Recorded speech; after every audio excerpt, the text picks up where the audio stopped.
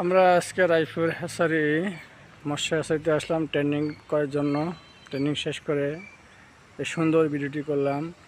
এই হ্যাচারিটি 1978 সালে কার্যক্রম শুরু হয় এবং 1982 সালে মাছের পোনা উৎপাদন দিয়ে কার্যক্রম আরম্ভ করা হয়।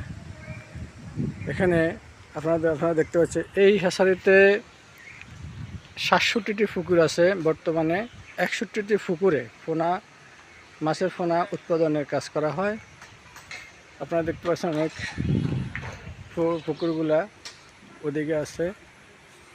দেখুন আপনারা এই যে হ্যাচারির 67টি পুকুর, এখানে বিশাল এরিয়া নিয়ে এশিয়া মহাদেশে দ্বিতীয় বৃহত্তম আমাদের এই রায়পুরের মৎস্য হ্যাচারি। আপনাদের দেখালাম, পুরোপুরি দূর থেকে দেখালাম হ্যাচারির ভবনগুলা, প্রশাসনিক ভবনগুলো দেখতে পাচ্ছেন। অনেক সুন্দর দৃশ্য। আমি জাকির হোসেন পটারি আপনাদেরকে এই দৃশ্যগুলো দেখালাম। সবাই লাইক কমেন্ট করবেন। ধন্যবাদ।